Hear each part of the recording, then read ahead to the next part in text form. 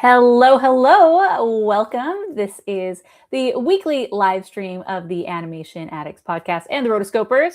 It's the Rotoscopers YouTube channel. And I am your host, Morgan Stradling. Sorry about the delay. I've been trying to, it's been really crazy over here. I normally am doing this on Thursdays, but I have a kid who is doing half-day kindergarten. And so Thursdays, 11:30 was the time that I picked up, or I started this, and now that's the time that I pick up. Anyways, we're figuring things out. And then there's just a lot going on. There's a lot going on with these different times and dates. I'm really trying to find one that really works. So anyone who's joining live, let me know in the chat. I know Jeremiah was here. And I was off the week before. We went to Mexico. That was really fun. Very, very humid. I love my dry heat. There's a reason why I live here. But let's get started. Let's jump into this. So we are going to be talking about a little box office, a little bit of news. There's one thing that I wanted to pull up. I guess we'll get that ready when the time is right. Okay. Yeah. So let's pull up the numbers here. This is the website we've been using for looking at the different box office. So for last weekend, this is kind of old news at this point, but just kind of get a feel of where things were. So I was gone the week that the Odyssey opened up, or I didn't do the live stream that weekend. So here we are. This is the Odyssey, still number one, making 90 million in its second week. And then Moana, Hadestown the Musical, number 3, Toy Story 5 is still chugging along at number 4, and Minions and Monsters. It's interesting. Minions and Monsters came out after Toy Story 5, and it's just not really it doesn't have the longevity that I thought it would. I thought it would really overtake Toy Story 5, and it really hasn't. Toy Story 5 seems to be the one that people are wanting to see. So let's take a peek at that. So first, let's just look at the Odyssey really quickly. People were saying, oh, the Odyssey is going to bomb. I saw Odyssey. You can check out my review on rotoscopers.com. And I have major issues, obviously, with changing the source material to such an extent. But as I said in my review, this is Nolan's The Odyssey. It is his version of whatever he wants the Odyssey to be. So take it for that, right? So with that, and there were still some very, very interesting things that he did. I love that he, shot it on the 70 millimeter IMAX on film. I love that he did the most physical effects that he possibly could. That was just, I love seeing it. So, he's a worthy filmmaker, to go and see. And he has this cult following of people who see him. And so you can see, obviously, here in the tracking of other films, over time, it is just pulling away beyond, what you think. And this is kind of what you expect with a Christopher Nolan movie. People are saying, oh, well, it's going to bomb. It's not bombing. It's not bombing in the least. And then people are trying to say, oh, well, it's just the premium formats that are carrying the load. It's like, well, maybe to a bit, but people are still seeing all the other screenings are still full.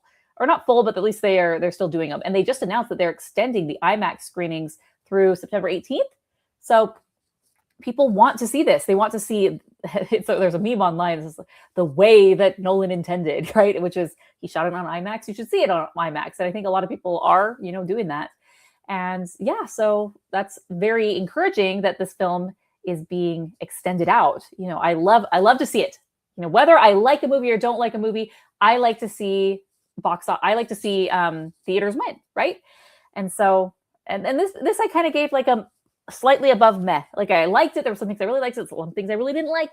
So 3.5 out of 5. So right now, let's see where they're at. It's $696 million for just 10 days in. So was it 10 days? Is that what we got? Oh, no. No, it's about 2 weeks in. Yeah. Very nice. Very nice. Let's see. The next one that came out was Moana. So let's check out how Moana has been doing. 235 million. I can't remember the budget on this one, but I think it's somewhere around there. So that's not too great for these live action remakes. And it's doing, slightly above average for just movies in general. This isn't comparing to other live action remakes, and kind of just scrolling and getting a feel. People are it's still in, okay, I was looking at this backwards. Okay. I was like, it's gaining theaters? No, it's lost about 200 theaters since it was released, 3 weeks ago. So yeah, I mean, it's doing something. It's funny. I was thinking about this movie and the How to Train Your Dragon movie, and other movies that came out this year. For example, The Odyssey or Michael. And for me, I saw Michael in theater 3 times. I have seen The Odyssey. Didn't necessarily, I was kind of, like I said, meh to okay on it. But I would actually go see The Odyssey again. If someone said, let's go see The Odyssey, I'd be like, okay, because I think there's things that I want to look for again. But Moana, I wouldn't want to see this again. I don't think this is a movie that gets people really excited, not only to see it not even once, but a second time. I feel like if you see Moana, you're like, oh, that was cool. Let's go watch the original. Like, that's a big problem with these when you're sticking so much to the original, is that it just makes you want to go back and watch that one instead. So yeah, not too great for that. Minions and Monsters, despite being one of the most critically acclaimed, it's done 420 million. And so it'll probably get to that 500 million box office overall, which I feel like I needed to pull this up, but it's not too bad based on, because they're really good with their budgets, right? And then domestically, it's really just kind of middle of the road as far as what you're expecting for that. Yeah, so what we said, and this dropped to number 4. And Toy Story, let's check out Toy Story finally crossed the $1 billion mark as expected. But I feel like this one hasn't done as well as I thought it was going to do. It's just insane to me, because you think that the numbers that Zootopia 2 did last Thanksgiving, and you're like, Toy Story, it's a slam dunk. Of course, Toy Story is going to do equal to that or better, and it's like not even close. So very, very interesting right there. Let's see. And then Young Washington, is it still in theaters? I mean, yeah, it was number 7 this past year. Or this past week. Yeah, it's kind of falling. Definitely. Oh, that's shocking. Okay, so it's in 2,500 theaters, but they must not be having that many showings per theater. Might be having 1 or 2 a day, because it's kind of doing around 120,000, 400,000, 250,000. Last weekend, it was doing between 500 and 800,000. So not great, but again, this is a small film, small budget. So, okay. So let's go back to this. Oh, another thing I wanted to talk about was Spider-Man Brand New Day. $72 million in Thursday previews alone yesterday. That's wild. That is this movie, this franchise, I think Tom Holland Spider-Man just has major weight behind it that people love to see. And I might be seeing it this weekend. We shall see. But yeah, I think they just know how to make a good film, a good time. So we'll see how this one goes. I haven't really read any spoilers or know very much about it yet, so I don't want to be spoiled. But are you going to see Spider-Man this weekend? Let's see. What movies are you going to see? I mean, if by this point, maybe you've seen some of these. Hadestown, we do have a comment from Jeremiah. It says, I love Hadestown. The music and story are wonderful. I should see the film version. I'm curious. What do you think of Hadestown? I have no idea about Hadestown. I know that it's a musical, right? But that's about it. So better asking Rachel Wagner for that. But I should go. I'm very much a purist. So do I go see the Hadestown musical or movie, or do I hold off, right? And just see it in its pure form, which is on stage. So, but yeah, let's go back to Hadestown. So Hadestown did 10 million in its opening weekend last week. And is it continuing to do pretty well? It is. So, it's very early. It's only 7 days into this, but 5 nights only. Okay, so there you go. It's 5 nights only. And I like this strategy. I like, for certain things, we don't have to have this in theaters forever. Oh, it has the original Broadway stars. So maybe I guess I missed my chance. It's 5 nights only, and we're over that. It ended on the 29th. So and cumulatively for that 5-day run, it did $15.7 million, which is fantastic for some of these films where you're just, I don't know. I'm assuming this, based on all of this and everything that I see, is that this is just the original cast brought back, and then they're just filming the musical. So it's kind of a special engagement. So yeah, Jeremiah, we missed it. Jeremiah also says, hi, Morgan. Did you hear that Toy Story 3 voice of Bonnie turned 26 on the 28th? We are so old. I don't know about you, but Just kidding. I know. You see things like that. I saw something on social media, and it was someone, a student asking a professor something, and he said, "Is this a joke related to something that happened before we were born?" And it was just like a court jester kind of sitting in a chair like this. And that's how I feel sometimes. Indeed. All right. As far as news, I'm still trying to figure out my life right now and get everything situated and really trying to show up and just live stream. Speaking of, we do have for the patrons, you can go to rotoscopers.com/Patreon. And we are doing the Rotocast, which is the monthly call-in show for the patrons of the Animation Addicts podcast. And so if you want to call in and you get to join us on the call, whether it's your voice or just your audio, it's totally up to you. That is happening tomorrow, Saturday, August 1st at 2 p.m. Pacific to 5 p.m. Eastern time. So Chelsea and I will be joining the call for that, answering your questions. If you are a patron, you should have gotten an email about how to submit questions if you're not able to join, all the information about how to join the call, and so on and so forth. So I'm not going to spoil that for everyone here, but yeah. So that is really fun. Thanks. And we appreciate all the patrons who support the show in that way. So go to rotoscopers.com/patron or rotoscopers.com/Patreon. Again, both, whatever works for you. If you want to spell it one way or the other, go for it. You can check out the program there. So, okay. With that, we have a little bit of news, not too much. And the one that I've been seeing mostly is, well, do I want to start with this? There's been some leaks of Tangled live action. They're filming in Spain, and, obviously they haven't totally roped the area off because there's all sorts of videos that people are able to shoot for this. And I'm interested. I don't love live action remakes, but I like behind the scenes stuff. So maybe I won't end with that. I'll end with that in case you're really averse to the spoilers. But I did want to bring up the My Little Pony. There is a new My Little Pony series. So, yes, accept all the cookies. And oh dear, let's get this big. So they are rebooting. Now we have a question for the Rotocast about how much Chelsea and I like My Little Ponies. So I'm not going to spoil that, but it seems like there's always a new pony series that comes out every few years. Obviously, the one that came out, when did that launch? 2013, 10-ish? I don't know. That one just took the world by storm, and now they are ready to revamp it. And so here we go.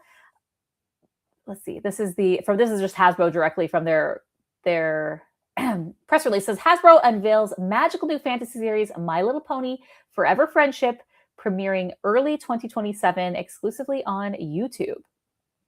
So, yeah, a YouTube series, which I think is really interesting. Now, what do you notice from this picture? I'll make it a little bigger for everybody.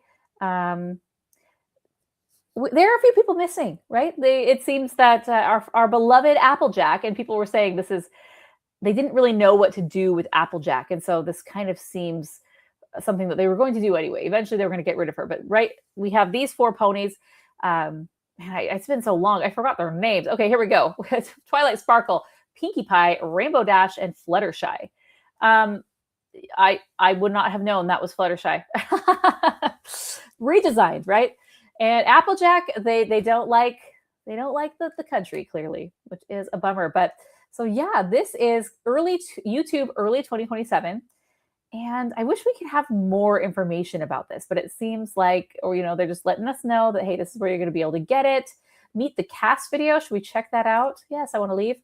I'm going to mute it. I don't want to get flagged, but okay. So people just recording their lines. And we got new voices. I mean, wasn't Tara Strong one of the voices for such a long time? For multiple of them, I feel like. Now we have a new crop of voice actors. So there is that.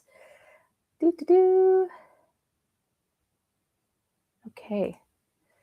And then I'm just going to click on the press kit really quickly and then see they have any other. I haven't seen any other images floating around. Yeah, so it's just these two. We have basically the logo, lots of pastels, lots of rainbow pastels. I'm all here for that. I like the color palette. And then we have these. So these 4 ponies. She kind of has this butterfly motif, the stars, she has hearts, and she has clouds. So very interesting. Okay. So we're going to take a pause from that, answer a few questions before we go into the spoilers of, not spoilers, but if you don't want anything, you don't want the behind the scenes footage of the Tangled movie. Oh no, there's the Tangled movie. Remove. Sorry. Okay. First off, wow. Super chat from Matt Dolan. Great video today. Seeing the new Spider movie tonight. Hopefully not in 3D. LOL. Too old for 3D. Tell me about it. It's just headaches all along. Speaking of 3D, my daughter, for her birthday, she got this 3D chalk, and it was just in the cheapest package. I'm like, oh, someone got this in the dollar store. No shade. That's totally fine. But it was 3D chalk. And so you put on these 3D glasses. So you write on, and I was like, okay, that has to be a gimmick, right? That has to be just not real. But it's crazy because there's 5 different colors of chalk, and each color kind of looks like it's on a different plane. So the blue is behind, and then this one pops a little more, and then the yellow pops a little more. And so when you put your glasses on, it really does look 3D. And that I was amazed for the short amount of time. I was like, okay, that's a cool gimmick. I'll give them that. But as far as a long movie, do not need to see any movie in 3D for the rest of my life. No, thank you. I'd rather not. So I am glad. Thank you, Matt, for that. And yeah, I'm interested to see if anyone else is planning on seeing Spider-Man this weekend. It seems everyone in the world was initially they were saying that they were expecting it to do $1 billion on its opening weekend worldwide, which, wow. And I think they've tempered that to around 900 million. So, all right. Little Coffee Bandit. Hi, Morgan. Hope you have a great weekend. You too. I know. Friday. Friday is the kickoff of the weekend. Let's go.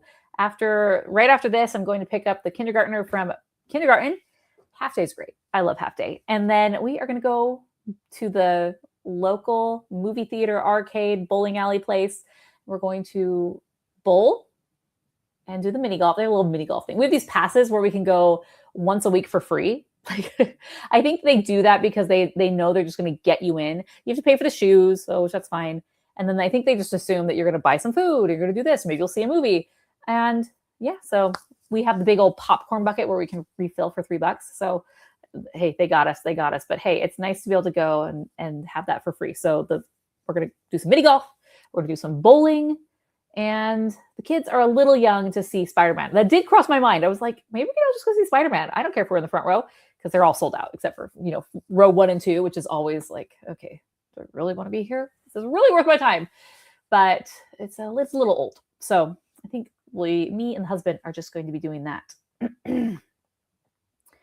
Let's see. The new My Little Pony designs look quite nice. Better, in my opinion, than the recent My Little Pony CGI movie designs. Yeah, I think some characters are just meant to be in 2D. Well, who knows? Are these going to be 3D? Did it say? I closed the tab, but did it say anything about that these were going to be? Yeah, I don't know. Is it a CG series or is it more of a traditional? We shall see. Let's see. Matt also says, I only pay to see in 3D or the Disney ones. They were probably back in the day, at least, the best to see in 3D. Yeah, I still remember Finding Nemo in 3D, which was fantastic. And then The Lion King, which was an interesting thing. It's like my sidewalk chalk. It had this multi-plane effect of the 3D because of the nature of 2D animation. So that was pretty cool. Okay, next up we have, whenever you might have the time to answer this question, do you think you'll go back and review older films on your podcast again? Yes. We've been doing so many new releases, and this upcoming thing that we will be reviewing, and patrons, this is something that you get to help us choose. And I need to probably send out a survey with the link for the patrons so they can help pick some movies. We've done quite a few old films, and there's a plethora of films available. And so we are going to be going back, and I've been doing a Seinfeld rewatch, and in the middle, and I'm almost done. I'm on season 9, which, by the way, if you're wanting to do a Seinfeld rewatch, it leaves Netflix end of September. So you have time. And it's been so enjoyable. It's been so great. I've really enjoyed the Seinfeld rewatch. But as I was doing this, I said, you know what? It is time. It is time for me to do the movie and to review the movie, which I've never seen, but it's had sort of a resurgence in online and whatnot. Is, can you guess it? The Bee Movie. So I told Chelsea that we are going to do the Bee Movie for our next episode. So get ready, rewatch that one if you haven't. And what is it available on? I don't know, it's on one of them. So yeah, that will be fun. And then I want to go back and do some even older films. I mean, that's 20 years old, which is crazy. But I want to go back to the 90s, do some 80s, and yeah. So and the thing is, we don't really have any new animated films coming out for a while. I think there's obviously the Paw Patrol Dino movie.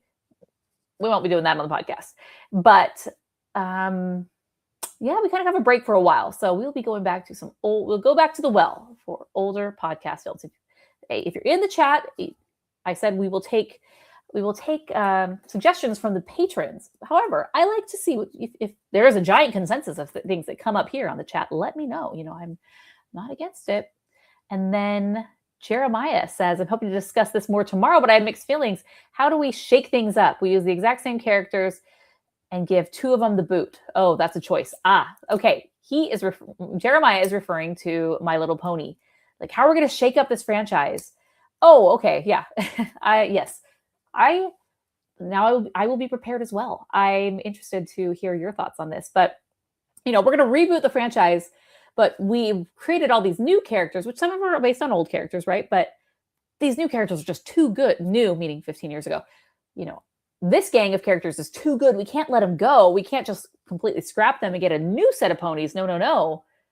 Because that's important IP, right? So what are we going to do? Let's just get rid of crappy ones we don't like. And crappy, no. I really enjoy Applejack. So I think someone was saying that there is a Jenny Nicholson video on this that she has done, basically calling this exact thing out, that Applejack was not long for this world.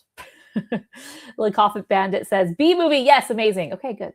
So Bee Movie, I'm interested to do that one. Now, okay, spoiler warning, spoiler alert. If you don't want to see any of these photos from, one more before we do this. I've always wanted you guys to review the second and last ever Fleischer film, Mr. Bug Goes to Town, or Hoppity as it's known in the UK. It's from 1940. Very cute, charming, underrated. Oh, that's a good suggestion. I would like to go back and do some old films, and then definitely some, from the vault, older films that are not super mainstream. So, okay, let's share my screen. This is your chance to go away if you don't want to see this. So before I do, I'm just kind of reminding, there's different ways that you can do these live action remakes for Disney. You can have we are exact to very accurate, this is the Moana route, or we're going to do something different, which is the Cinderella route, right? And then you kind of have a mix in between. So let's see what you think. What direction are they going here? And I need to make it a little bigger. Okay, so here is what we see of Rapunzel and Flynn Rider. And I think something's happening. It's like raining or something, or she's waiting for her take. And she has this giant fan, which I'm like, I appreciate. Can't let the makeup run. Gotta stay cool. So people were saying she looks like Amy McAdams' daughter, which Regina George, right? And then we got this guy. And I'm telling you, I don't really get the casting. He's fine as Flynn Rider, but it seems like they're not going 100% accurate with him being the most,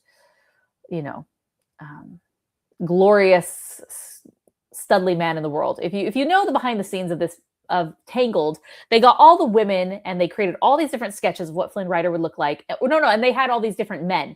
Like, here's a picture of Brad Pitt and all these, and they said, like, what do you like about this one? What do you find attractive? It was great.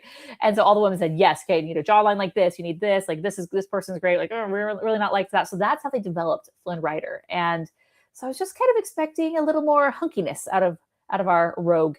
But so we have we have Tegan Croft and Milo Manheim. And so they are filming this. Oh, someone at the bottom said, no, we need Tom and Zendaya as they got their bag. Okay. They're doing their own thing. let's let some newbies come. So I really, we'll see how this goes. Love the casting of Rapunzel. Kind of meh on the casting of Flynn. Okay, what else do we got here? There's some videos. Okay, so this is interesting right here. So I'm trying to make it as big as I possibly can, but this is the classic scene where they are braiding her hair.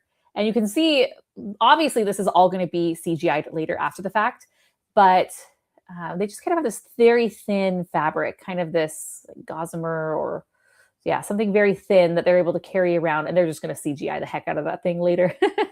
But what I noticed right here is check out this Maximus. So he'll be CGI'd, but at least they kind of have this puppet contraption that he's able to move around.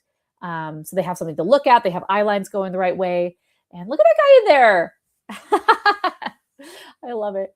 So, okay, so there is that. And okay, so here's the scene leading up to this. So Flynn is like stumbling all over her hair and she's just enjoying it, walking barefoot as Rapunzel does.